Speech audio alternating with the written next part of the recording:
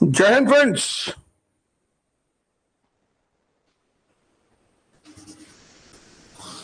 अभी आया मेरे को। अब आ गया।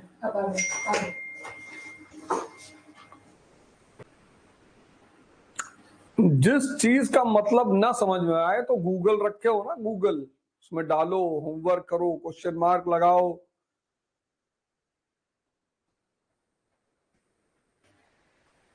कुछ मांगो मत, जो मैं दे दूं उसको ले लो।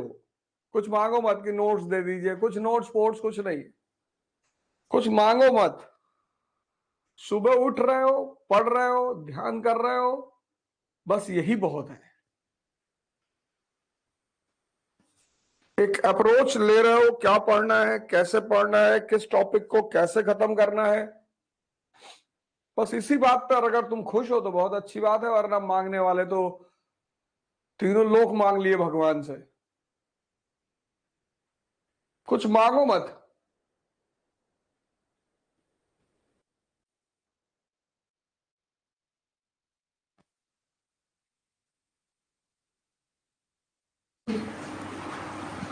कुछ मांगो मत। इस कोर्स का कोई कमिटमेंट नहीं है।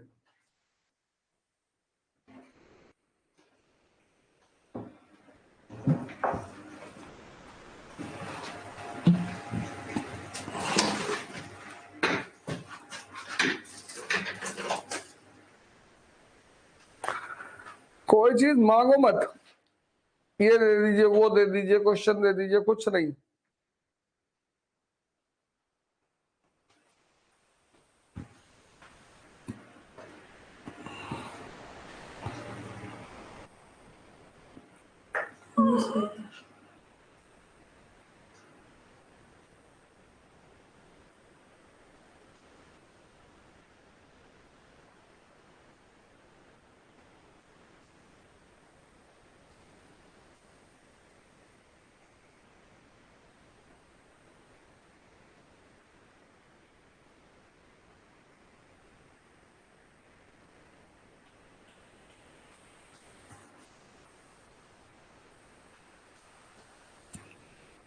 बंद कर दो, नहीं तो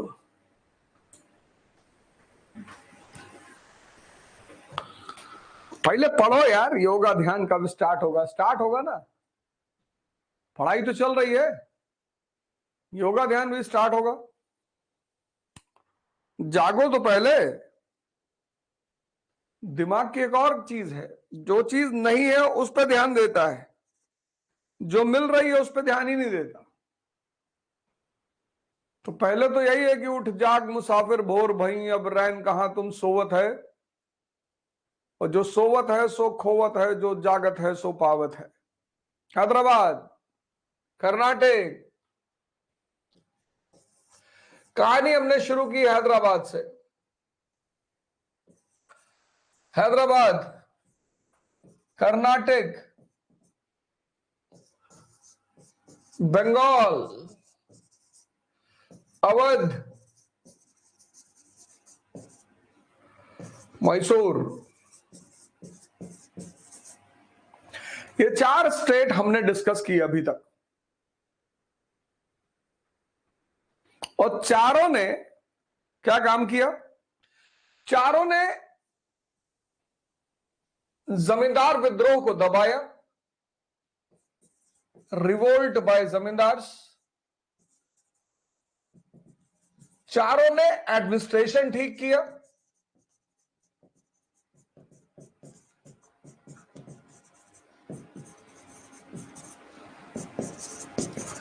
एडमिनिस्ट्रेशन ठीक किया। चारों ने रेवेन्यू सिस्टम को ऑर्गेनाइज किया।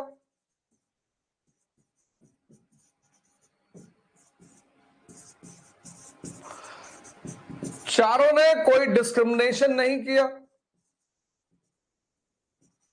यानी सेंट्रल पावर के कोलैप्स के बाद, सेंट्रल पावर के कोलैप्स के बाद जो एनार्की पैदा हुई उसको इन चारों ने संभाला, अलग अलग क्षेत्रों में। सेंट्रल पावर में कोलैप्स के बाद जो एनार्की पैदा हुई, एनार्की, उसको इन चारों ने संभाला।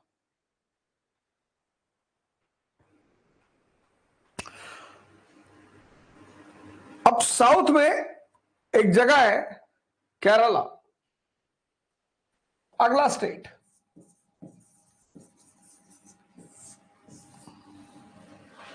बहुत rich natural resources,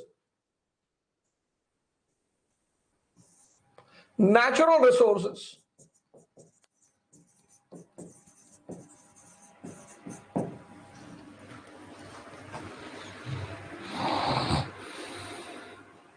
Malabar coast, the trading coast,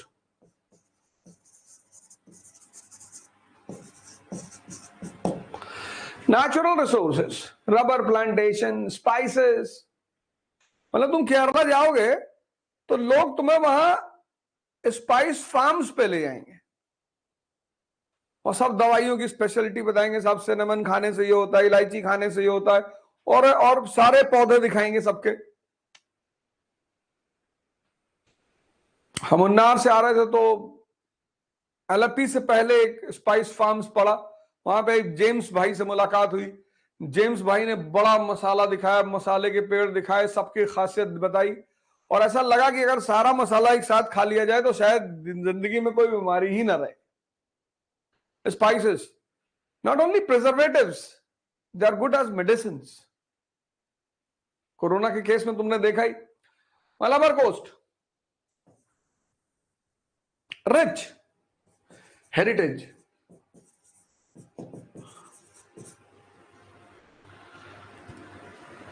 and the land of monsoon।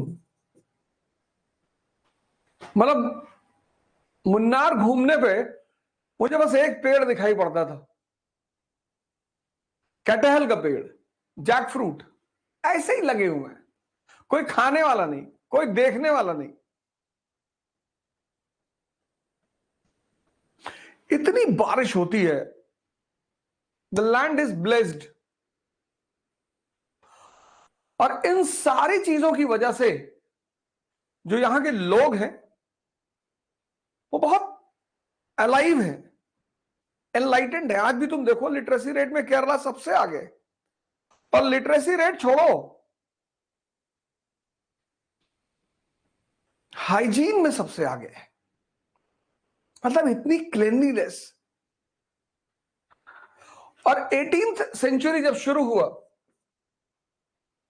शुरू से चेरा, एंशिएंट टाइम चेरास, तब से इस जगह का इंपॉर्टेंस है केरला। और 18th सेंचुरी में जब सेंट्रल पावर कोलैप्स की तो नंबर ऑफ फ्यूडिटरीज सब अपनी अपनी जगह आजाद हो गए।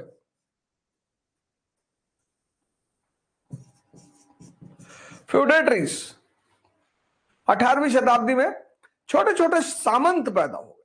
फ्यूडेटरी मतलब सामंत। 18वीं सेंचुरी में बड़े सारे छोटे छोटे सामंत पैदा हो गए। लेकिन फाइनली 4 स्टेट उभरकर सामने आए। 4 फाइनली 4 स्टेट। पहला चिराकल, जैमोरिन, ये सब नाम है, जैमोरिन ऑफ कैलिकट। दूसरा चिराकल। तीसरा कोचीन, इसका एयरपोर्ट मुझे बहुत अच्छा लगा। और चौथा ट्रावनकोर।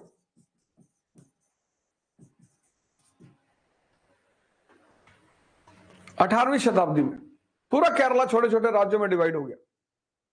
सेंट्रल पावर कोलैप्स होगी तो हर आदमी फायदा उठाने की कोशिश करेगा।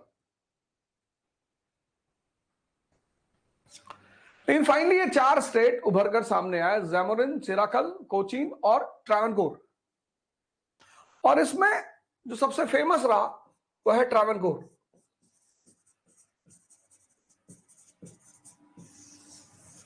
(1729) यहां एक राजा हुआ, राजा मार्तंड वर्मा।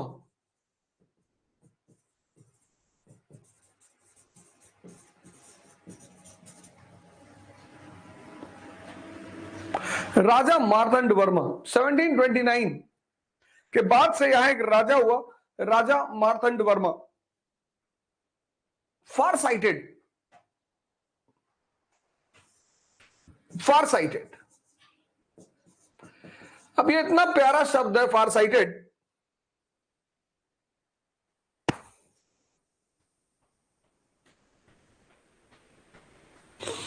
डिटर्मिनेशन,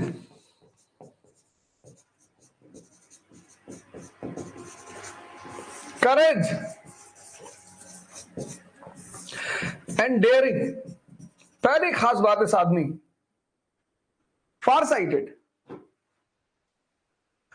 इस दुनिया में सिर्फ वही लोग परेशान हैं जो अपने आप को यूज नहीं कर पा रहे हैं, दूसरे को यूज करने के चक्कर में है, दूसरे को लेकर चिंतित हैं।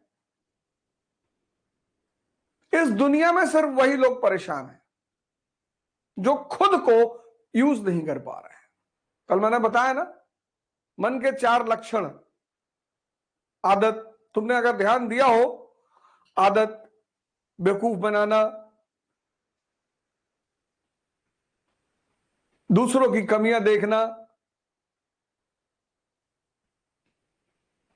इन चीजों को पकड़ना ही ध्यान कहते हैं। ध्यान कोई अलग से नहीं किया जाता है। तुम पढ़ना चाहते हो, पढ़ने ही नहीं दे रहा।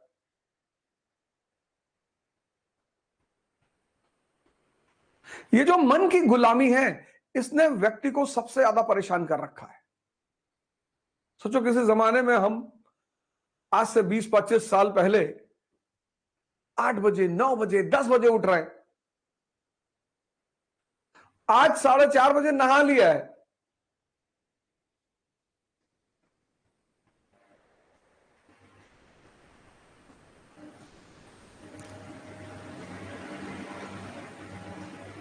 सोचो, ये जो परिवर्तन है, ये जो विकास है, ये सब मन से केंद्रित है। कल 4 पॉइंट मैंने बताए, द्वंद्व का शिकार रहता है। अरे भैया, तुम आज से अपने अंदर परिवर्तन शुरू करो। तुम एक दिन में चेंज क्यों चाहते हो? 6 महीने का टाइम दो अपने आप को। फार साइटेडनेस यही तो है। आगे का दिखाई पड़ रहा है कि अगर आज मेरा अच्छा हो जाए, लोग कल के पीछे पड़े हैं। कल, आज, आज डायरी उठाओ, आज शेड्यूल बनाओ, आज 5 मिनट आंख बंद करके बैठो, डिटर्मिनेशन रखो कि मुझे करना है। कोई कह रहा है मुझे ये बनना है, आईएएस बनना है, प्रधानमंत्री बन। अरे पहले तुम एक मजबूत इंसान तो बनो। डिटर्मिनेशन मतलब एक ताकतवर इच्छा शक्ति। उसी पे तो मैंने वो प्रोग्राम लिया, कुछ बनने से पहले कुछ बनना पड़ता है।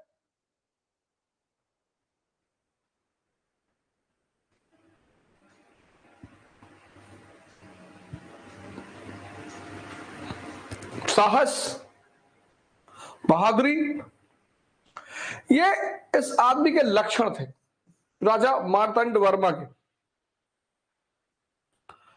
फार साइटेड, डिटरमिन्ड, करेज और डेयरिंग। दूरदर्शी, मजबूत इच्छा शक्ति, साहस और बड़े कदम लेने वाला। तो सब पहला काम, ये तो लक्षण, इसने पहला काम यह किया,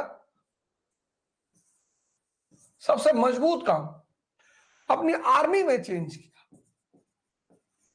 European model, European model, modern arms, आधुनिक हथियार, आर्सेनल, तोपखाना। तुमको पहले क्या कदम उठाना है, यह बहुत इंपॉर्टेंट है।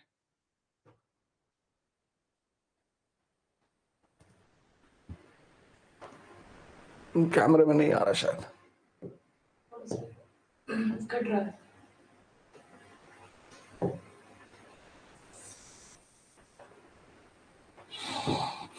तुमको पहले काम क्या करना है जीवन में, ये दूरदर्शी आदमी का यही तो लक्षण है। आर्मी, पहले इसने आर्मी को टारगेट किया। आर्मी में इसने सेना बनाई। किस तर्ज पे बनाई? यूरोपियन तर्ज पे, यूरोपियन मॉडल पर सेना बनाई। यूरोपियन मॉडल क्या है? मैसूर की सेना तुमने पढ़ी, डिसिप्लिन सेना, डेडिकेटेड सेना, यह है यूरोपियन मॉडल, डिसिप्लिन और डेडिकेशन। दूसरा, मॉडर्न वेपन्स, आधुनिक हथियार। और तीसरा, आर्सेनल, तोपखाना। ये 3 काम किए इसने।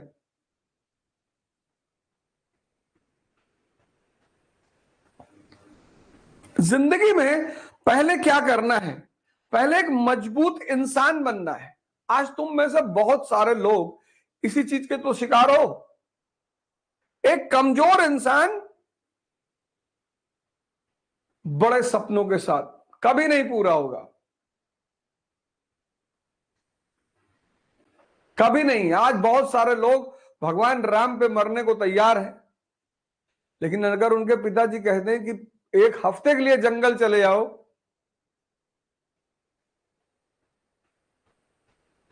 तुम इस बात को क्यों नहीं समझ रहे हो कि महत्वाकांक्षा जो पूरी होगी वो मजबूती की वजह से पूरी होगी।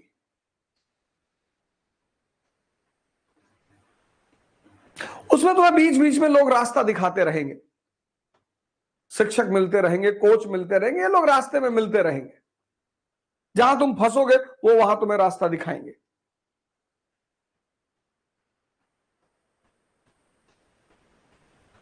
अब देखो, तुम में से बहुत सारे लोग नहीं जान पा रहे होगे मेंस क्या होता है, प्रीलिम्स क्या होता है। अभी ये चैप्टर खत्म होने दो, फिर मैं तुम्हें बताता हूं मेंस क्या होता है, प्रीलिम्स क्या होता है। कहीं तुम गांव में बैठे होगे, देखो भगवान तुम्हारी मदद कर रहा है कि नहीं कर रहा है, वो भी 501 रुपए में। तुमको पता ही नहीं था क्या पढ़ना है, कैसे पढ़ना है, सुबह उठना है।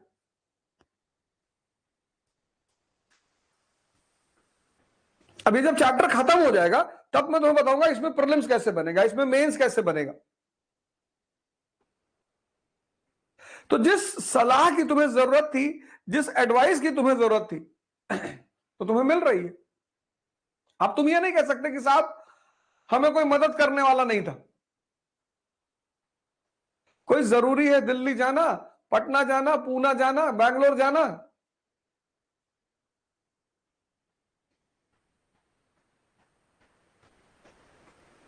वीर अपने घर में रह के अरहत हो गए, सिद्धार्थ गए, बुद्ध बने, लेकिन उन्होंने भी कहा लौट कर कि कोई जरूरी नहीं था घर छोड़ना। अगर आपकी परिस्थिति नहीं है, कोई जरूरत नहीं घर छोड़ना। देखो, इसलिए तो मैं डेली तुमसे कहता हूं कि मां बाप का आशीर्वाद लो, उनकी दुआ काम कर गई कि कोई मेरे बच्चे को भी पढ़ा दे।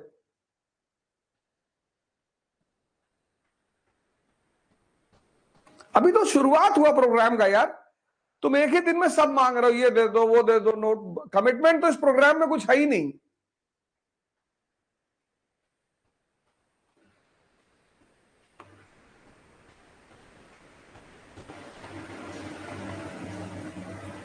जो मिलता जाए उसको भगवान का प्रसाद समझ के रख लो और काम करो, जागो। पहले इसने सेना बनाई क्योंकि इसको पता है कि इसकी चुनौतियां क्या है। तो सेना बना के इसने क्या किया? सबड्यूड द फ्यूडिटरीज, सामंतों का दमन किया। सामंतों का दमन, सब्जुगेशन ऑफ फ्यूडिटरीज, सब्जुगेशन, सामंतों का दमन, सब्जुगेशन ऑफ फ्यूडिटरीज। दूसरा, राज्य का विस्तार किया, एक्सपेंशन ऑफ स्टेट, क्विलन पर कब्जा किया। बहुत इंपॉर्टेंट, आज की डेट में इसको कोल्लम कहते हैं, the trading hub of Kerala, Kerala का व्यापारिक केंद्र। एलायदम, ये सब व्यापारिक केंद्र थे, इन पर कब्जा किया। चौथा काम, welfare works, welfare works, road बनवाई, कैनाल बनवाया, इरिगेशन प्रोजेक्ट को बढ़ावा दिया।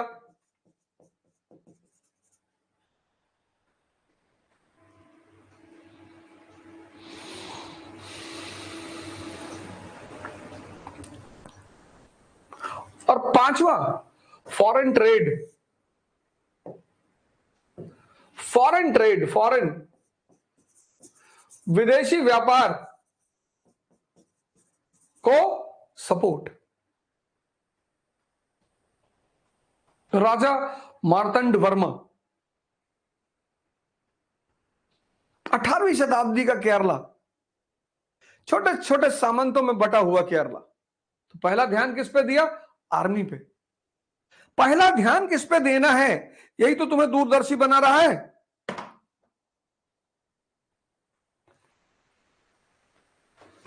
आज का जो आदमी है, आज का जो समाज है, वो इतना इंपेशेंट हो गया, उसको सब कुछ एक दिन में चाहिए।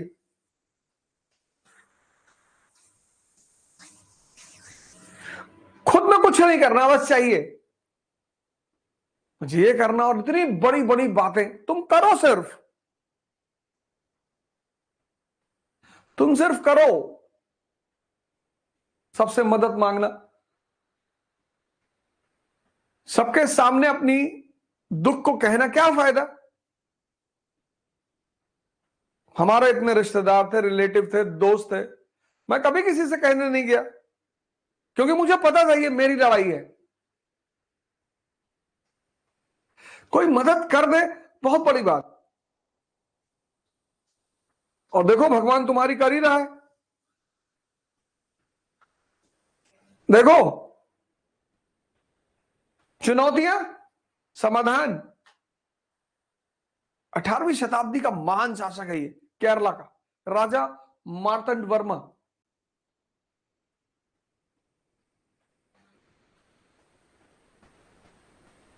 (1766) में हैदर अली ने अपना विस्तार शुरू किया और नॉर्दर्न केरला को एनेक्स कर लिया, कोचीन तक का इलाका। इसीलिए टीपू कहता था कोचीन तक का इलाका हमारा है। राजा मार्तंड वर्मा के बाद जो दूसरा राजा है वो है राजा राम वर्मा। इसको चर्चा करना बहुत जरूरी है। ये पोएट है, कवि है, राइटर है, एक्टर है,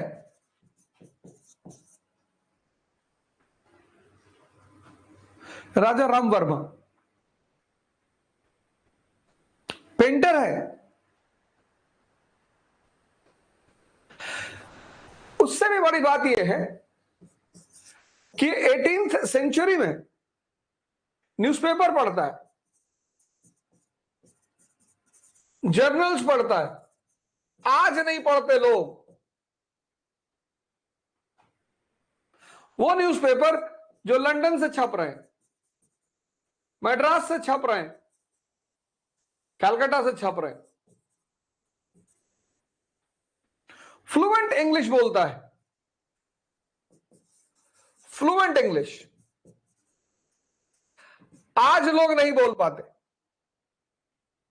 18th सेंचुरी, इसको पता है कि इसका राज्य ट्रेडिंग राज्य है।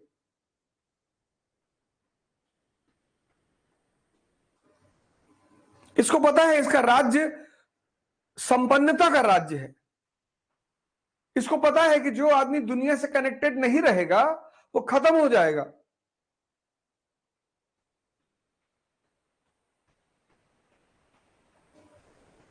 औद्योगिक क्रांति हुई यूरोप में।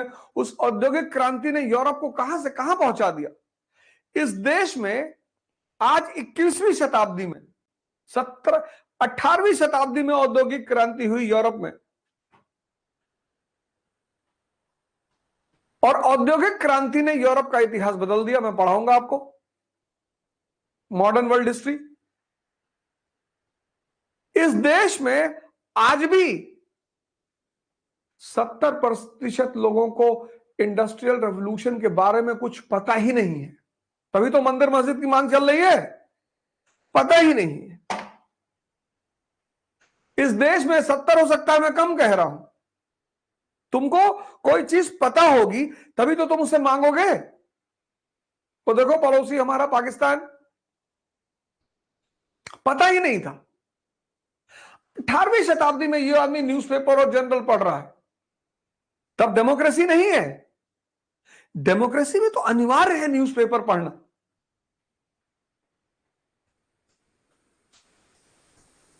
भाई तुम्हारा नौकर, तुमने उसे 10,000 रुपया दिया कि जाओ सामान खरीद के बाजार से लाओ, तो अब सब तो याद नहीं रहेगा। तो क्या करेगा वो? एक पर्ची बनाएगा, 2000 का ये खरीदा, 1500 का ये खरीदा, 600 का ये खरीदा।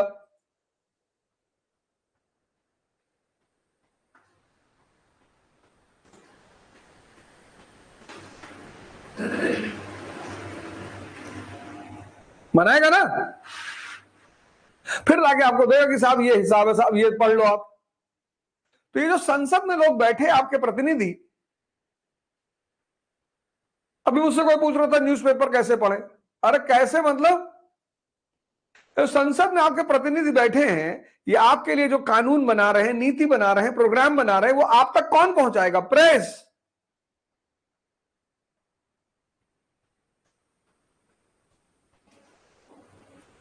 इसीलिए प्रेस को डेमोक्रेसी का चौथा पिलर कहा जाता है, क्योंकि प्रेस जो है वो जनता को अपनी सरकार से कनेक्ट करता है।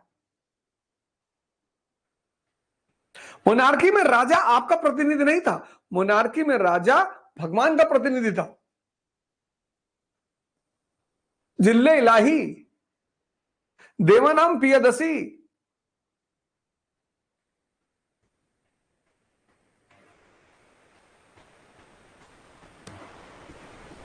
अब कन्या विद्याधन योजना सरकार लेकर आई कि आपके घर में बेटी पैदा होगी तो हम उसको पढ़ाएंगे।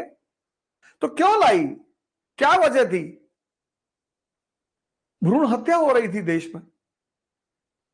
लड़की को जिंदगी भर पढ़ाओ, फिर उसकी शादी करो, दहेज दो। तो लोग बिटिया नहीं चाहते थे, तो सरकार ने कहा तुम चिंता ना करो, हम पढ़ाएंगे। कन्या विद्याधन योजना, इसलिए पढ़ा जाता है न्यूज़पेपर। और तुम तो यूपी बिहार के एरिया में रहे, पंजाब, उड़ीसा, बंगाल और हिंदुस्तान, खासकर उत्तर भारत के न्यूज़पेपर, उनकी अलग ही न्यूज है। प्रेमिका ने प्रेमी के पिता के साथ रचाई शादी और तुम पढ़ रहे हो।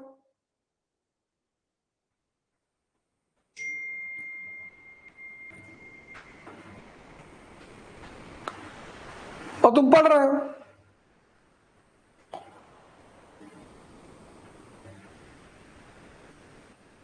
तुम्हारा मन ढूंढ रहा है ऐसी खबरों को, रस लेने वाली।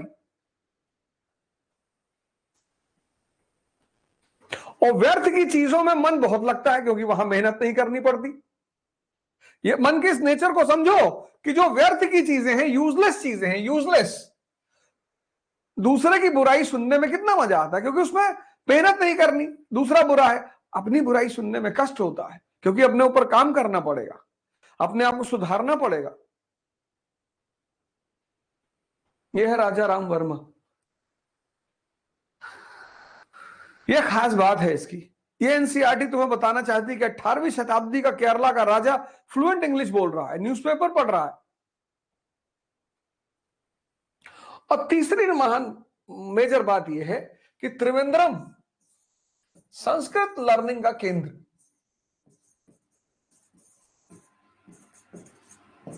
संस्कृत लर्निंग का,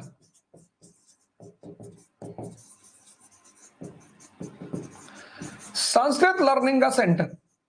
क्यों? क्योंकि राजा महाराजाओं ने संस्कृत को प्रश्रय दिया। संस्कृत को संरक्षण दिया 18th सेंचुरी में। यह बड़ी अजीब सी बात है कि 18वीं शताब्दी के लोग संस्कृत पर ध्यान दे रहे हैं। केरला के, यानी कुछ ना कुछ जानने का प्रयास चल रहा है, कुछ समझने का प्रयास चल रहा है।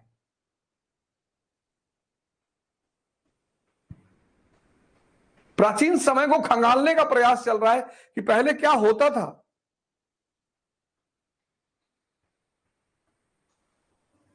यह थी केरला की स्थिति। मार्तंड वर्मा नायक है 18वीं शताब्दी का। केरला को उसने चुनौतियों से बाहर निकाला और राम वर्मा ने केरला को गति दी, आधुनिकता की गति दी। और आज केरला इस जो बेस को क्रिएट किया गया उसका फायदा उठा रहा है।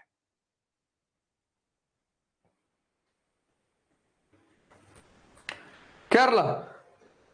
फिर अगला हेडिंग है एरियाज अराउंड दिल्ली।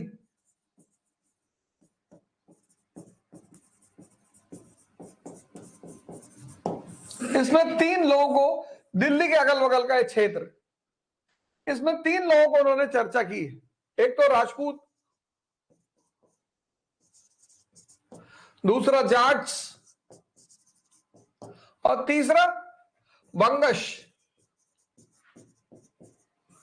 और रोहिल्लास। दिल्ली के अगल बगल के क्षेत्र हैं उसमें 3 लोगों की चर्चा की गई है। राजपूत, जाट्स, बंगश और रोहिल्लास। अच्छा, एक इंफॉर्मेशन और है कि सिर्फ संस्कृत ही नहीं, मलयाली लिटरेचर को भी बड़ा बढ़ावा मिला। 18वीं शताब्दी में Malayali literature,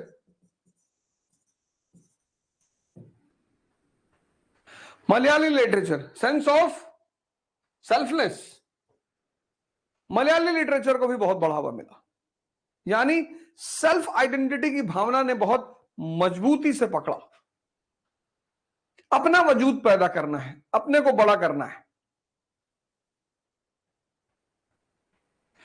areas around Delhi, Delhi के आसपास के क्षेत्र, राजपूत, जाट्स और बंगश पठान्स और रोहिल्लास, और उसके बाद सिख और मराठा। एनसीईआरटी के इस पहले चैप्टर को पढ़ने में आमतौर पर लोगों की हालत खराब हो जाती थी। क्यों पढ़ें, कैसे पढ़ें? अब देखो, पहले हेडिंग में तुम्हें क्या पता चला?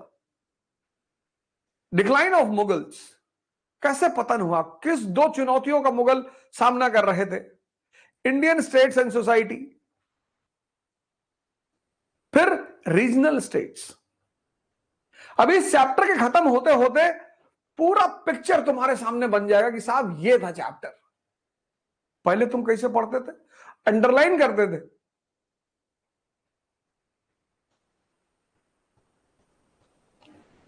तुम बस पढ़े जा रहे हो। इस प्रोग्राम का फायदा हर आदमी को मिलना चाहिए, सबको।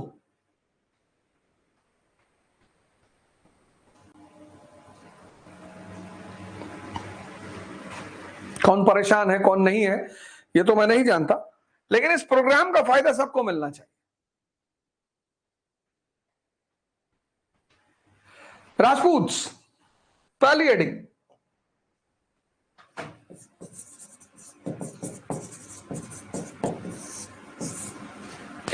अब राजपूत्स मुगलों के अधीन,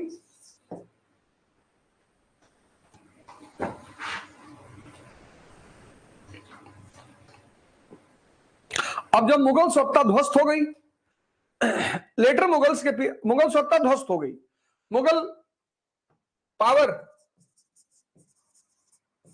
वॉज ओवर, तो इन्होंने 2 काम किए। एक तो ये इंडिपेंडेंट हुए, आजाद हो गए, और दूसरा इन्होंने अपना नियंत्रण बढ़ाना शुरू किया,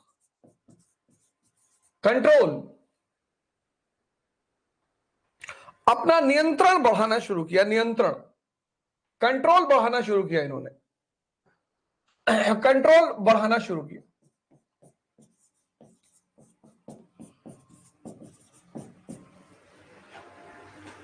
जैसे ही मुगल सत्ता ध्वस्त हुई, एक तो ये आजाद पूरी तरह से, और इन्होंने कंट्रोल बढ़ाना शुरू किया। और राजपूत राजस्थान के टेरिटरी जो है ना, टेरिटरी, ज्योग्राफी, ये आदमी के नेचर को डिसाइड करती है। राजस्थान में का जो आदमी है वो वॉरियर होगा ही। यूपी और बिहार का जो आदमी है वो राजनीतिज्ञ होगा। ज्योग्राफी, कितनी उपजाऊ जमीन है यूपी और बिहार में, तुम लोहा फेंक दो, AK-47 निकल आए। स्ट्रगल नहीं है जिंदगी में, खाना और पानी देना पुण्य माना जाता है। देखो, मंदिरों पे लोग खाना खिला रहे हैं,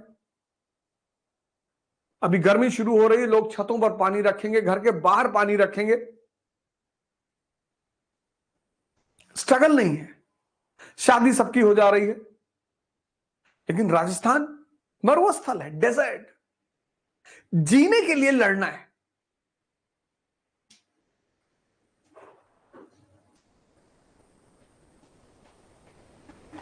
इस ज्योग्राफी ने, इस टेरेन ने वहां के आदमी को मजबूत बना रखा है, योद्धा,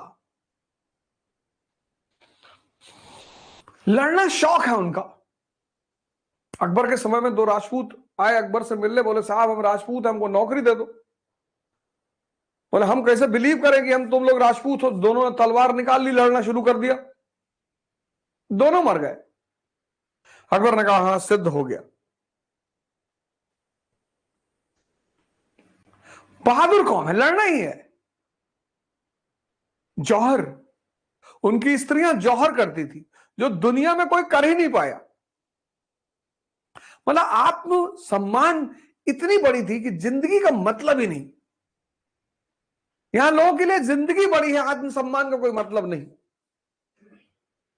जौहर, आत्मसम्मान इतना बड़ा था कि जिंदगी बेकार उसके आगे।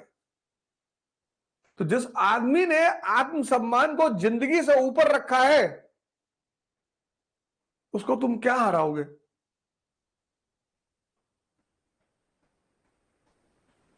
उसको हम हरा ही नहीं सकते, संभावना ही नहीं।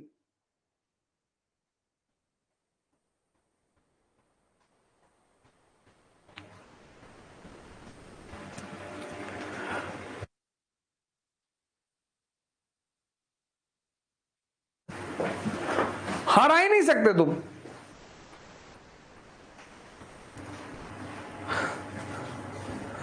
ले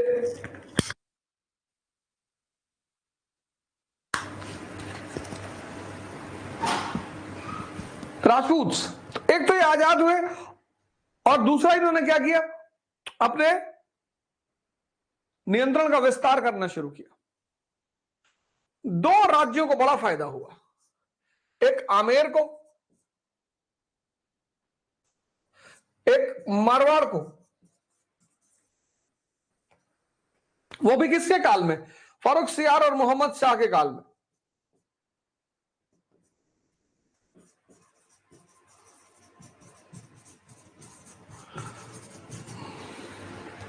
हालांकि जुल्फिकार खान ने भी इनको बड़ी बड़ी उपाधियां दी, राजा सवाई जय सिंह, महाराजा अजीत सिंह,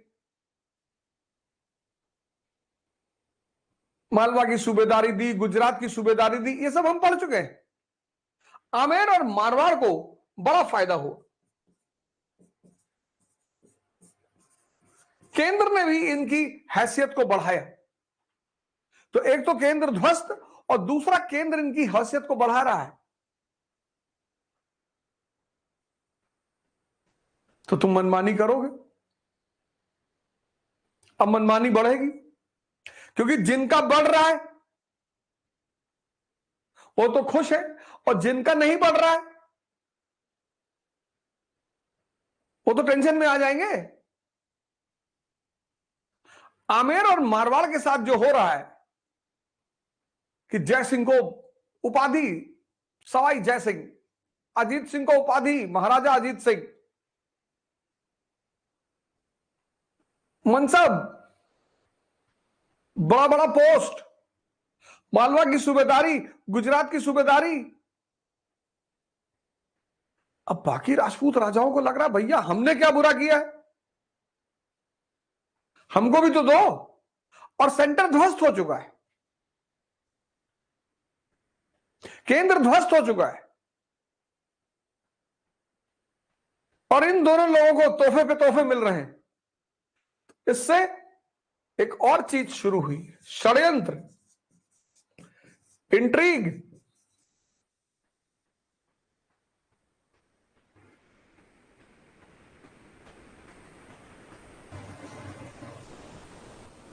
इंट्रीग,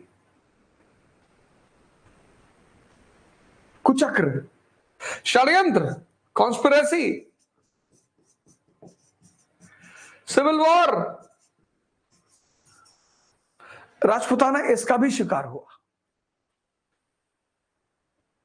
जैसे राजपूत कोर्ट होता था, जैसे मुगल कोर्ट शिकार हुआ सेंटर की कमजोरी का, ऐसे राजपूत भी शिकार हुए, कुचक्र के शिकार हुए। सबको कुछ ना कुछ चाहिए,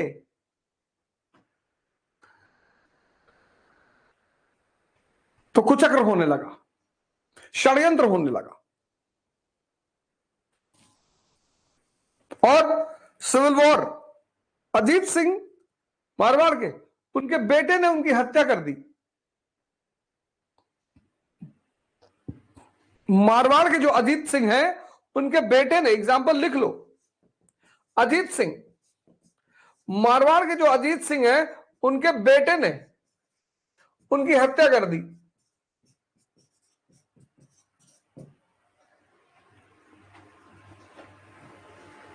तो ये स्वतंत्र हुए, इन्होंने नियंत्रण बढ़ाना शुरू किया। आमेर और मारवाड़ को सबसे ज्यादा फायदा हुआ, लेकिन चूंकि सेंटर कमजोर हो चुका है इसलिए सबको फायदा चाहिए। तो जब सबको फायदा चाहिए तो कुचक्र शुरू हुआ, षड्यंत्र शुरू हुआ, गृह युद्ध शुरू हुआ। यह है पिक्चर राजपूताना की 18वीं शताब्दी में। लेकिन इसी पिक्चर में यह पिक्चर है राजपूताना की 18वीं शताब्दी में। यह पिक्चर है आजाद और विस्तार। आमेर और मारवाड़ को गिफ्ट्स, इंट्रीग, कुचक्र, षड्यंत्र और गृह युद्ध। यह पिक्चर है राजपूताना की 18th सेंचुरी। इस पिक्चर को बना लो तुम, यह पिक्चर है राजपूताना की 18th सेंचुरी में।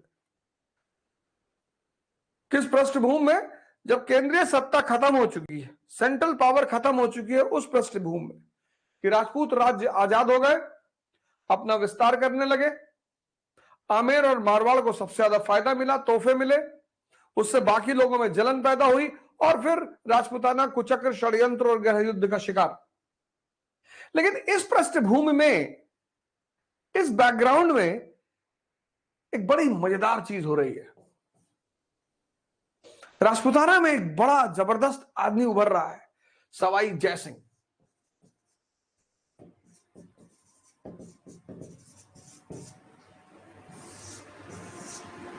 सवाई जय सिंह, सवाई जय सिंह।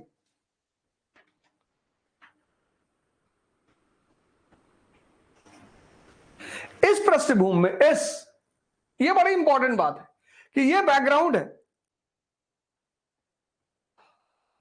मतलब घर में कलह मची हो और उसमें कोई नोबेल प्राइज जीत जाए उस घर में, तो बड़ा आश्चर्य होता है कि यार ये आदमी कैसा रहा होगा। घर में कलह मची हो, लूटपाट मची हो, ये देखो पृष्ठभूमि। तभी तो कहते हैं ना गुदड़ी के लाल। बहुत सारे, आज तो चुनौतियों का समय चल रहा है। आज का जो समाज है, आज का जो राष्ट्र है, चारों तरफ चुनौतियां। टीवी खोल लो तो लोग जहर बोल रहे हैं, डिबेट में चले जाओ, लोग जहर बोल रहे हैं। अर्थव्यवस्था पूरी दुनिया की खराब है तो भारत की खराब है। तुम आज का समाज देखो, आज की दशा देखो, लोग मानसिक रूप से बहुत परेशान है।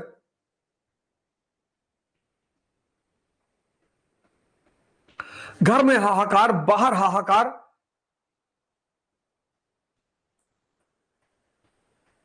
कब यूक्रेन वॉर विश्व युद्ध में बदल जाए किसी को नहीं पता। टर्की के भूकंप ने सबको हिला के रख दिया और फिर लोग वीडियोस देखते हैं। ऐसी वीडियोस ज्यादा मत देखा करिए। कोई बात सबकॉन्शियस में जाके बैठ जाएगी तो जान ले लेगी आपकी। ऐसे ऐसे वीडियोस लोग भेजते हैं।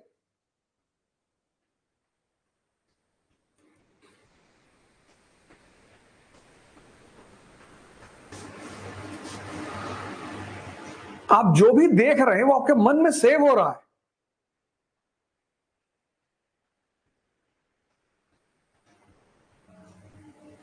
आप किसी को मरते हुए देख रहे हैं, एक्सीडेंटल केसेस देख रहे हैं, ये सब आपके मन में सेव हो रहा है। और ये आपके मन को किसी दिन इतना बेचैन कर देगा कि खत्म। अब इस परिस्थिति में जब चारों तरफ इतना हंगामा, आग लगी हुई है,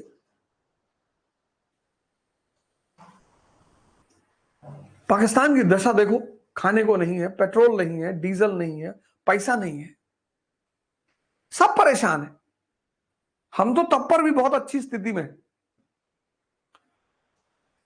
मैं इलाहाबाद में था तो 3 दिन पहले, वहीं से मैं जब क्लास ले रहा था, मॉर्निंग वाली क्लास हो नहीं पा रही, कनेक्टिविटी बन नहीं पा रही। तो एक आदमी की डेथ हो गई भूख से।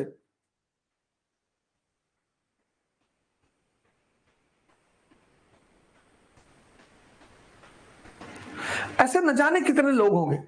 तो ये पृष्ठभूमि है, ये पृष्ठभूमि है। इसलिए सवाई जयसिंह इंपॉर्टेंट है। जैसे इंग्लैंड में तो सभी विकसित धारा की तरफ बढ़ रहे हैं, लेकिन यहां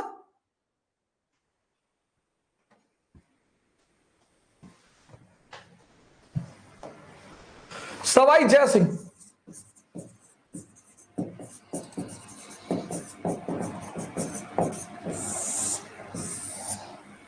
इसके बारे में कहा गया, एनसीईआरटी लिखती है, most outstanding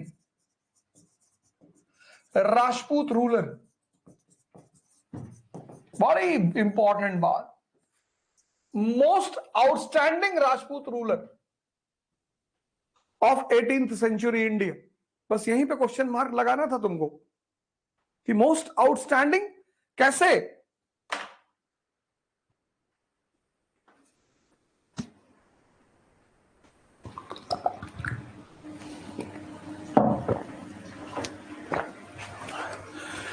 sixteen 1743 statesman, social reformer, man of science.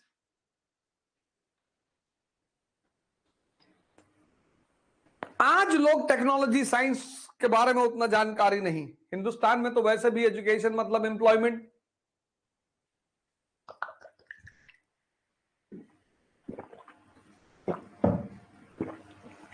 Hindustan में तो वैसे भी एजुकेशन मतलब एम्प्लॉयमेंट बस। हर घर में लगभग यही बात बचपन से कही जाती है, पढ़ोगे नहीं तो नौकरी नहीं मिलेगी। जैसे नौकर बनने के लिए ही पैदा हुए हैं, पढ़ोगे तो नहीं तो नौकरी नहीं मिलेगी। और सबको एक ही नौकरी चाहिए, IAS.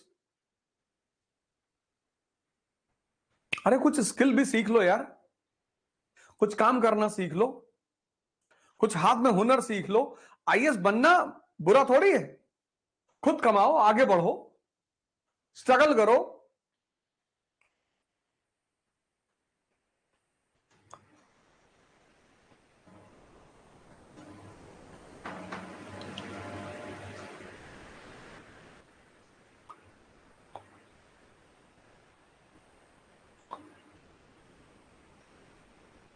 Most outstanding ruler of 18th century, outstanding Rajput ruler.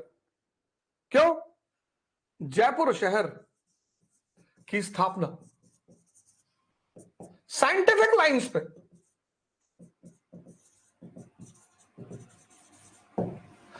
ऐसा तो हम मोहनजोदड़ो वगैरह के बारे में पढ़ते हैं, उसकी स्ट्रीट्स रेक्टेंगुलर शहर बसाया हुआ है, जैसे आज कहते हैं चंडीगढ़ के बारे में कि बड़ा सुव्यवस्थित शहर है, सड़कें एक दूसरे को 90 डिग्री एंगल पर इंटरसेक्ट कर रही हैं, पूरा सुनियोजित शहर ही बसाया उसने साइंटिफिक पैमाने पर।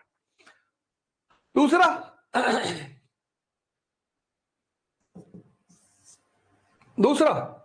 ऑब्जर्वेटरीज,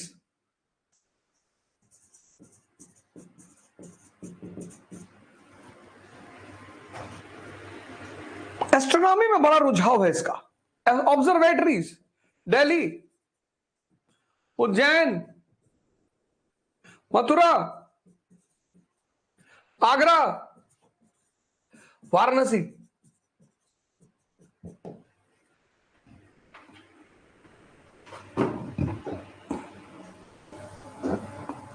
विद न्यू इंस्ट्रूमेंट्स, कुछ तो जिसने खुद ही खोज किया था, ऑब्जर्वेटरीज बना रहा है, एस्ट्रोनॉमी को प्रोत्साहन दे रहा है। एस्ट्रोनॉमिकल जो स्टडीज है उनको प्रोत्साहन दे रहा है कि देख लो समय कैसा आने वाला है, समझ लो। ट्रांसलेशन करवा रहा है, ट्रांसलेशन,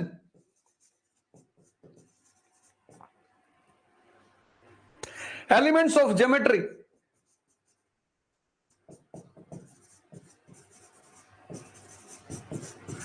एलुसिड की रचना है उसको संस्कृत में ट्रांसलेट करवा रहा है। नेपियर का जो काम है उसको संस्कृत में ट्रांसलेट करवा रहा है। एनसीईआरटी लिख रही है कि जिस समय हिंदुस्तान में शायद ही किसी के मन में विज्ञान के बारे में विचार उठते हो, विज्ञान,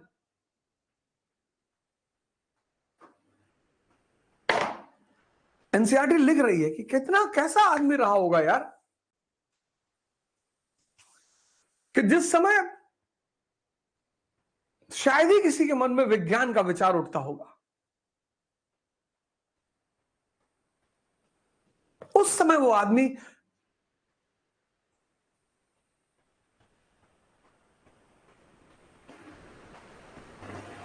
सोच ही तो महान बना रही है।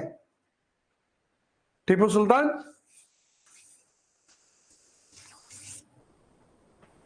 ये जानदार शाह, ये फारूक सियार एक तरफ, टीपू सुल्तान और जय सिंह दूसरी तरफ, राजा मार्तंड वर्मा, राम वर्मा। सोच ही तो है, ये सारा खेल सोच का ही तो है। आप किसी भी परिस्थिति में रह रहे हो, ये देखो, ये जहांदार शाह, फारूक सियार, मोहम्मद शाह रंगीला,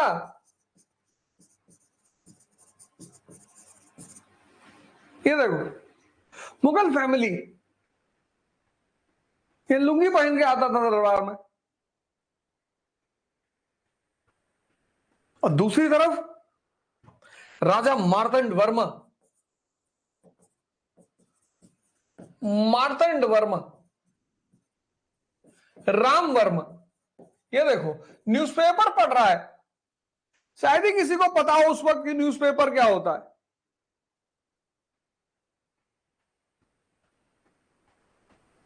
जय सिंह ऑब्जर्वेटरी बना रहा है,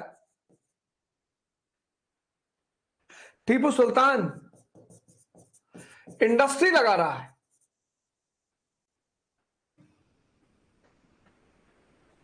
इस दोनों गुट में फर्क क्या है? सोच। इन दोनों गुट में फर्क है सोच का, इसीलिए तो मैं तुमसे बार बार कह रहा हूं। और सोच किस पे डिपेंड करती है? मन पे। ये सब 1 सेंचुरी के लोग हैं।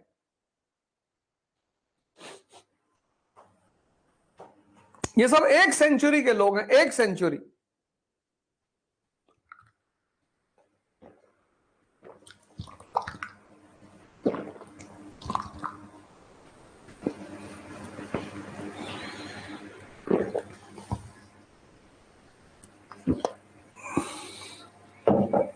ये देखो,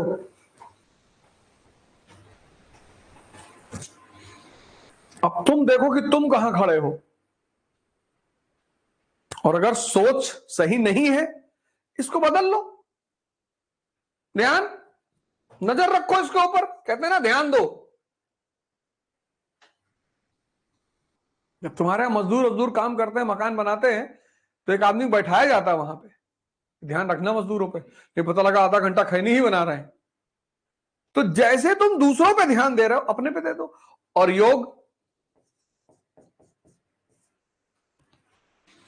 इन सांसों को जो तुम भूल गए हो, जो तुम्हारा जीवन है, डेड बॉडी में एक ही चीज तो नहीं है, सांस।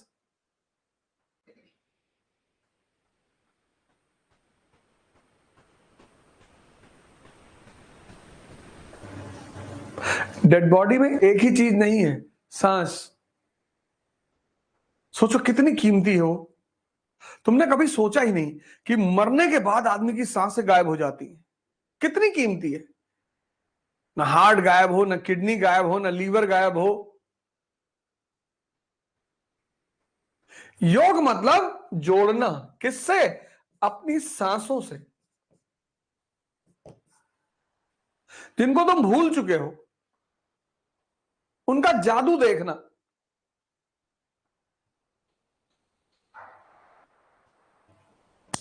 एक मिनट सांस अंदर बाहर करो तेजी से, देखो पूरे बॉडी में एक अलग चेंज पैदा हो जाएगा।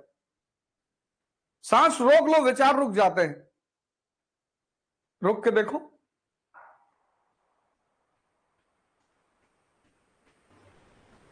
तो जितने लोग ओवर थिंकिंग के शिकार हैं, सांसों पे काम करो और इस पे ध्यान दो। इसको पकड़ पकड़ के लाओ, यही श्रम है। सर हम बार बार मोबाइल उठा लेते हैं। सामने रखो मोबाइल, सामने रखो मोबाइल, सामने।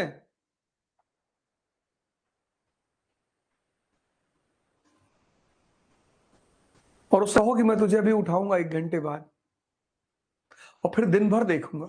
फिर 1 घंटा बीत जाएगा, तुम्हारा मन तुम्हें याद दिलाएगा, तुमने कहा था मोबाइल उठाने के लिए, कह दो अभी नहीं, 1 घंटे बाद।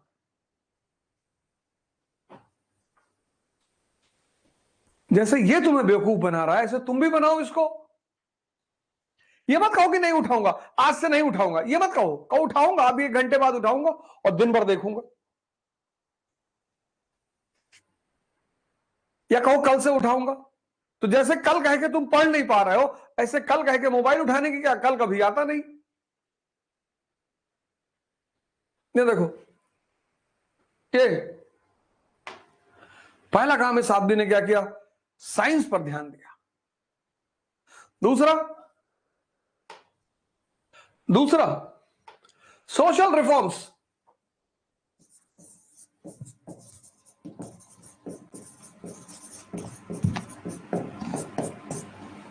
सोशल रिफॉर्म्स, शादियों में जो खर्चे होते थे, दहेज स्पेशली, डाउरी,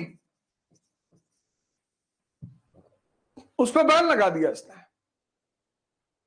इस डाउरी और एक्सपेंडिचर, खर्चा, भाई आज भी लोग लड़की परेशान होने, पैदा होने से दुखी हो जाते हैं। लड़का पैदा होने से खुशी को सोचते हैं, लड़का है घर में पैसा लाएगा। वो अलग बात है, वो घर बेच डाले, मां बाप को बेच डाले, वो सब अलग बात। लेकिन सोच तो वहीं से जुड़ी है ना, कि लड़की दूसरे घर चली जाएगी, और जो दूसरे घर जा रही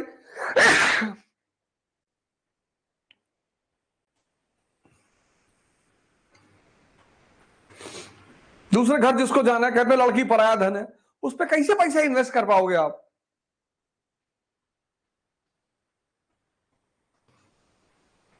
पराये लोगों को लोग अपना बुखार ना दे, पैसा इन्वेस्टमेंट। तो इस डाउरी और एक्सपेंडिचर की वजह से जो एक कुप्रथा बढ़ रही थी, वो थी इन्फेंटिसाइड। बच्चियों को मार डालना। लज्जा मूवी आई थी ना, तो बच्ची पैदा होती है तो दूध के भगोने में उस बच्ची को डुबोते हैं कि इसको मुक्ति मिलेगी।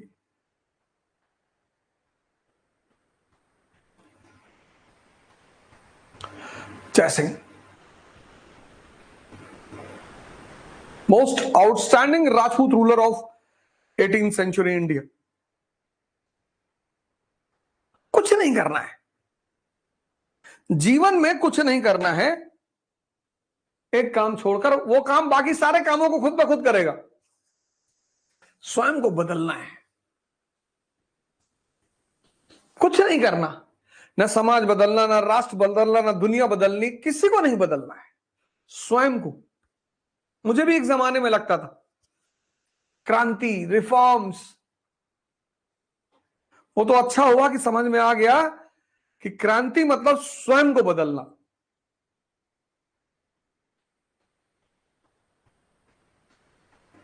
बस यही बात मैं तुमसे भी कह रहा हूं। परिस्थिति कोई भी हो, ये देखो, अब बहाना बना सकते थे। जब आदमी फेल होता है क्लास में तो क्या कहता है कि अरे गुड्डू वो फेल हो गया, बबलू फेल हो गए, 4 लोग फेल हैं क्लास में। कोई ये नहीं कहता कि हम भी फेल हैं, कहता 4 लोग और फेल हैं। ये देखो, ये मिटे हुए लोग मुगल वंश के, इन लोगों ने अपना वजूद पैदा किया। किसकी वजह से? सोच की वजह से। और सोच का संबंध मन से है, और मन जुड़ा है सांसों से। इसीलिए इस देश में ध्यान और योग का बहुत महत्व है।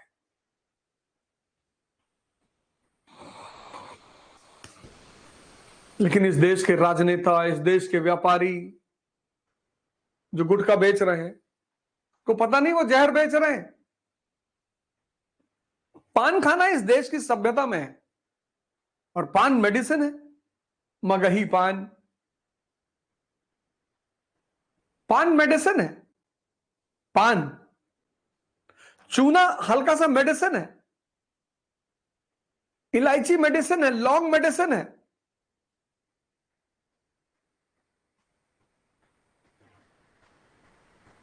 तो पान इस संस्कृति का एक अहम हिस्सा।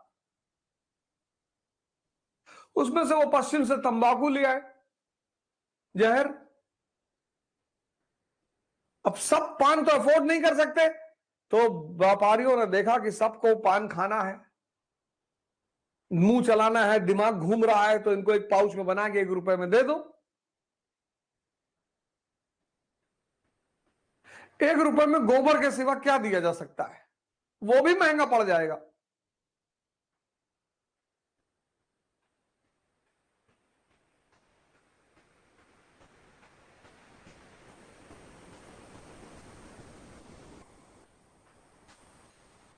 वो भी महंगा पड़ जाएगा। तो राजनेताओं को लगा कि हम सब बेवकूफ कैसे बनाएंगे लोगों को, हम शासन कैसे करेंगे।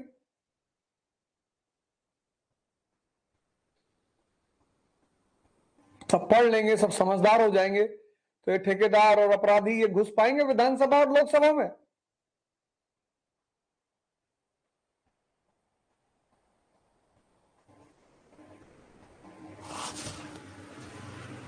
हाँ,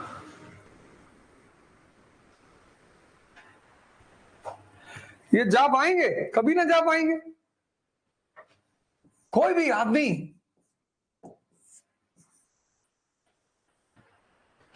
तुम सोच के देखो, तुमको पता ही नहीं विधायिका क्या है, लेजिस्लेचर क्या है, लोकसभा क्या है, नहीं तो तुम वहां बेहतरीन लोगों को बिठाओगे। पता नहीं इस देश के लोगों को। पढ़ाऊंगा government organs of the government, democracy in India, सब एक से एक एनसीईआरटीयां हैं। रूरल एडमिनिस्ट्रेशन, अर्बन एडमिनिस्ट्रेशन, पंचायती राज, ग्राम सभा, सब पढ़ाएंगे।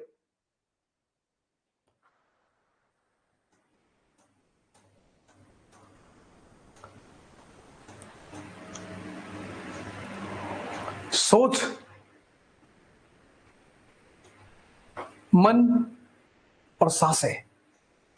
जज, मथुरा आगरा और दिल्ली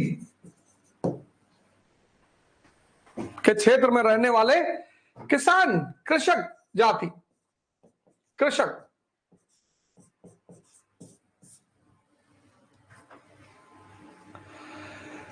जाति के मजबूत लोग, जर्मन, जाट, यादव, गुज्जर, सब लड़ने वाली कौम है और सब एग्रीकल्चर से जुड़ी हुई है। खाना अच्छा है, डाइट अच्छा है। मैगी वैगी नहीं खाते ये,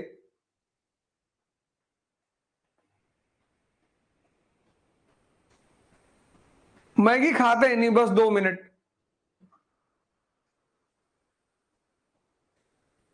सब लड़ने वाली कौम है। सुबह उठे 4 लीटर दूध पी गए, दोपहर में मट्ठा खा पी गए 10-12 लीटर। हर चीज में घी डालेंगे, दाल में, अचार में, चटनी में, सब में। मजबूत है शरीर। भैंस पकड़ लिए कूद के। जहां शरीर मजबूत है वहां कॉन्फिडेंस है, जहां शक्ति है वहीं कॉन्फिडेंस है। और कोई तरीका नहीं कॉन्फिडेंस पैदा करने का। मोटिवेशन तो नशा है, 4 घंटे रहेगा उतर जाएगा। कॉन्फिडेंस अगर पैदा करना है तो शक्ति पैदा करो, शरीर की और मन की।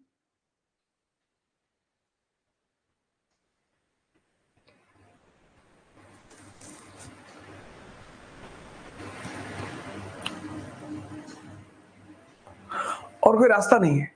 तो दिल्ली, आगरा, मथुरा के इलाके में रहने वाले कृषक जाति के लोग, 2 विद्रोह हुआ। एक 1669 में, एक 1688 में। गोकुल और राजाराम,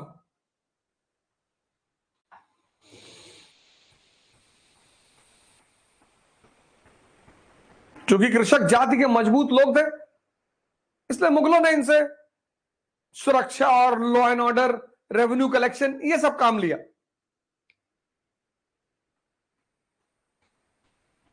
लेकिन औरंगजेब के काल में जाटों से भी झगड़ा हो गया और बुरा झगड़ा हो गया। 1669 और 1688 गोकुल के साथ तो बहुत बुरा हुआ। मध्यकाल में पढ़ेंगे गोकुल जाट का इतिहास। और राजाराम,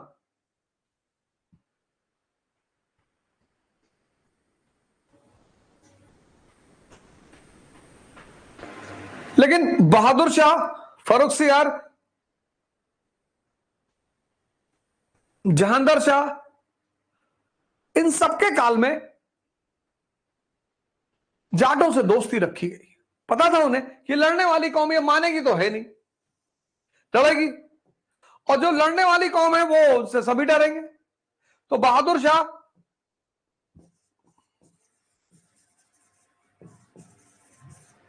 फर्रुखसियार,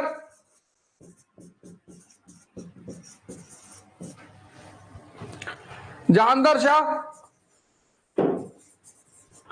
इन सबके काल में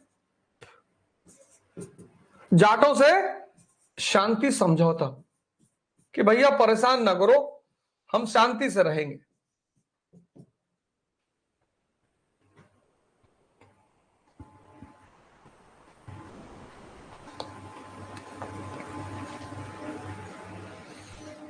लेकिन धीरे धीरे ये विद्रोही के साथ साथ, रिबेल होने के साथ साथ प्रीडेटरी हो गए।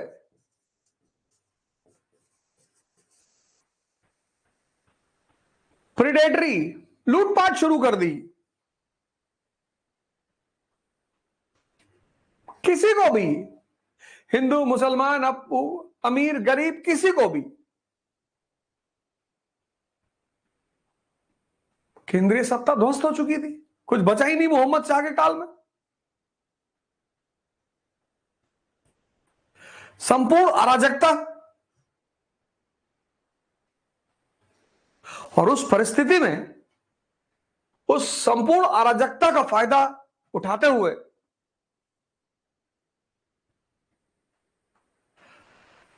भरतपुर स्टेट की स्थापना हुई। भरतपुर स्टेट की स्थापना किसने किया? बदन सिंह और चूरामन जाट ने।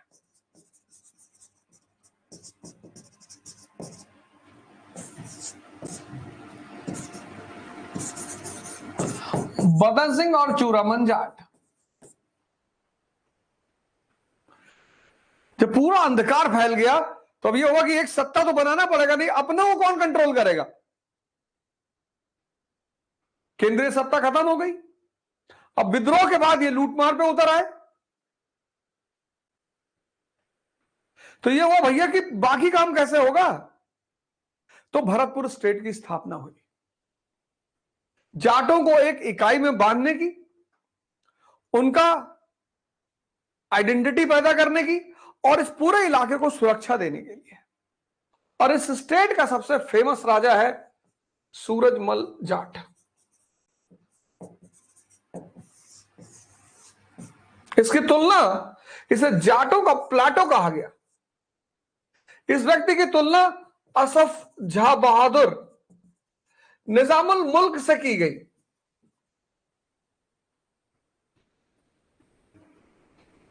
कहते हैं ये बोलते तो अपनी ही भाषा थे, ब्रज, लेकिन एबल एडमिनिस्ट्रेटर,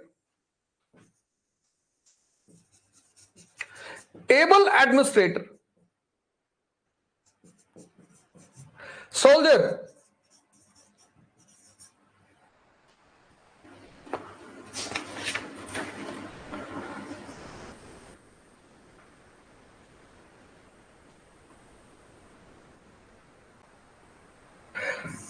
वाइस और स्टेट्समैन।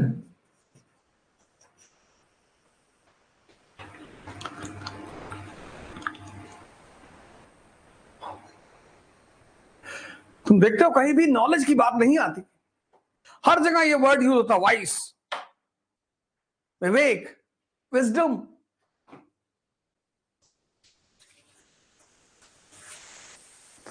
मन का एक अति विशेष लक्षण, वाइस। एक VIC ही है, उसका मतलब बुराई। यार तुम ही लोग इस देश का भविष्य हो।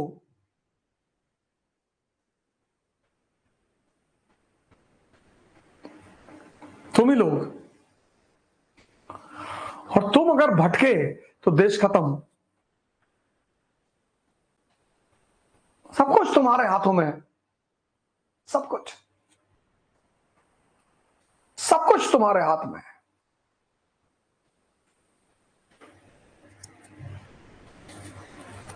तुम अगर कमजोर हुए, तुम अगर भटके तो खत्म।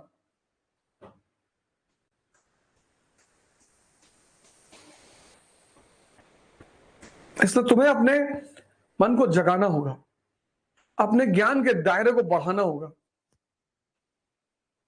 संघर्ष करना होगा, लड़ाइयां लड़नी पड़ेगी, तब तुम संभलोगे।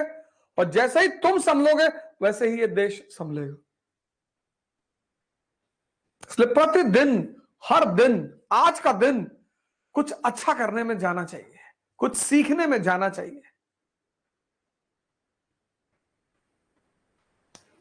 नहीं पढ़ने का मन करेगा 10-15 किलोमीटर वॉक कर लेना, पर फालतू किसी के साथ मत बैठना। 4 घंटा चाय की दुकान पे मत खर्चा करना। द्वंद्व से बाहर निकलो, रिस्क है ये जीवन, ये जीवन की खूबसूरती है, रिस्क। कुछ भी हो सकता है।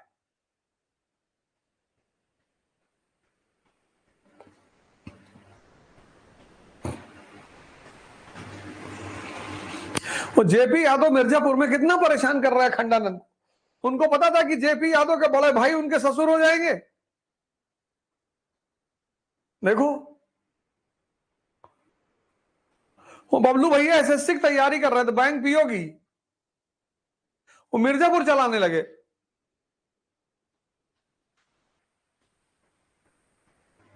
कहां बारात में दूल्हे का मर्डर हुआ, उस मर्डर से किसके परिवार पे असर पड़ा।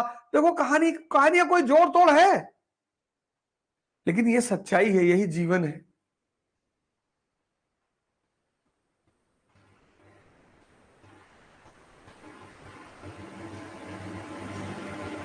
डरो मत, घबराओ मत।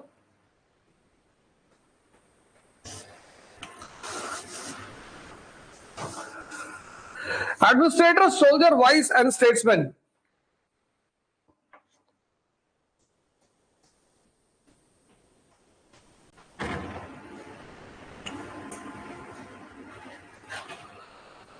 और ये भरतपुर राज्य की सीमा दिल्ली से चंबल का इलाका और गंगा से आगरा। 1763 में सूरजमल जाट की मृत्यु हो गई और जाट हिस्ट्री भी वहीं से क्लोज हो गई।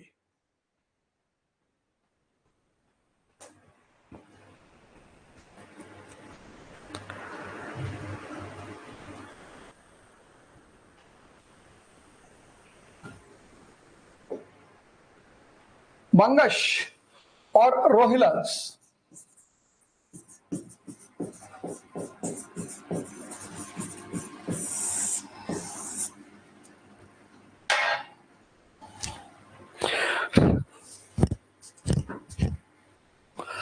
कल एक बड़ी मजेदार हिस्ट्री पढ़ेंगे। हालांकि कल फ्राइडे है, चूंकि ट्यूसडे को आपकी क्लास नहीं हुई थी, इसलिए कल एक एक्स्ट्रा क्लास दे रहे हैं थर्सडे को, और कल फ्राइडे, कल एक एक्स्ट्रा क्लास दे रहे हैं। फिर तो सैटरडे संडे